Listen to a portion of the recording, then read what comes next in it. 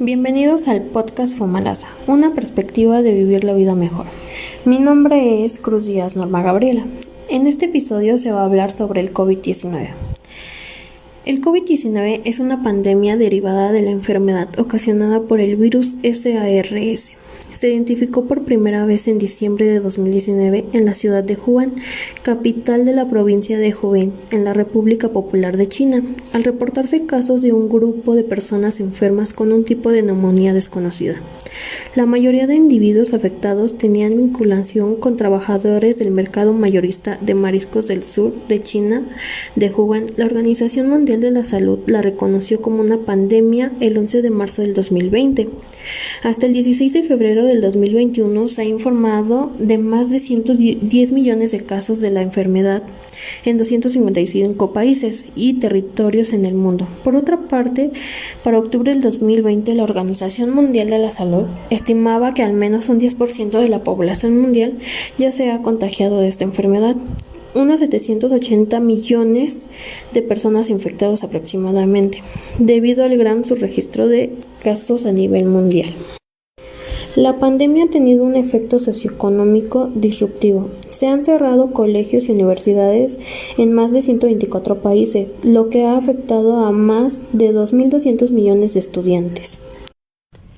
El primer caso en México se presentó en la Ciudad de México y se trató de un mexicano que había viajado a Italia y tenía síntomas leves. Pocas horas después se confirmó otro caso en la ciudad de Culiacán, Rosales, en el estado de Sinaloa. Un tercer caso nuevamente en la Ciudad de México. El primer fallecimiento por esta enfermedad en el país ocurrió el 18 de marzo del 2020.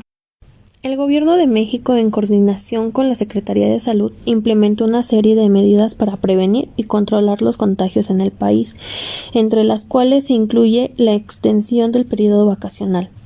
De un total de 3 fases epidemiológicas identificadas por las autoridades sanitarias, según el grado de transmisión de la enfermedad. El 24 de marzo se decretó la segunda fase, que comprende primordialmente la suspensión de ciertas actividades económicas, la restricción de congregaciones masivas, la recomendación de resguardo domiciliario a la población en general.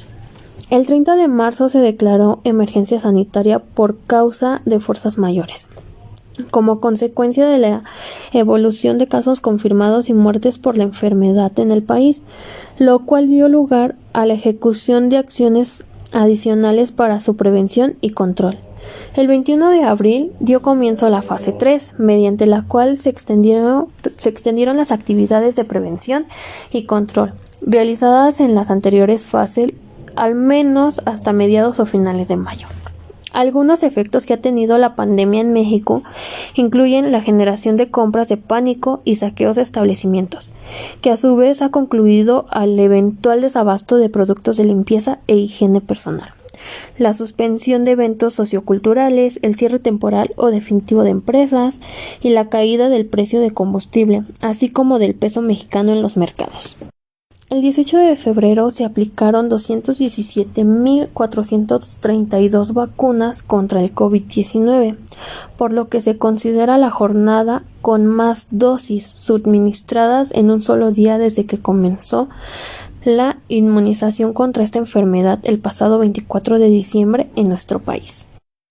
También se informó sobre el orden de los grupos de población que tendrán prioridad a la aplicación de la vacuna, los cuales son trabajadores de salud, personas de 80 y más años, personas de 70 a 79 años, personas de 60 a 69 años, personas de 50 a 59 años, personas de 40 a 49 años y población menor de 40 años. Las primeras vacunas contra el COVID en México serán en Ciudad de México, Toluca, Estado de México, Querétaro, Coahuila y Nuevo León. Las medidas de prevención para el COVID son lavarse las manos con frecuencia con agua y jabón, taparse la nariz y la boca al toser o estornudar con el brazo flexionado o con un pañuelo desechable y posteriormente lavarse las manos. Mantener 2 metros de distancia con otras personas si tienes tos o fiebre. Evitar el contacto estrecho con personas que tengan tos o fiebre. Los síntomas del COVID son tos o estornudos, fiebre, dolor de garganta, dolor de cabeza, neumonía y dificultad para respirar. Bueno, esto es todo sobre el COVID. Espero y les guste y siempre que salgan tomen sus precauciones y usen cubrebocas.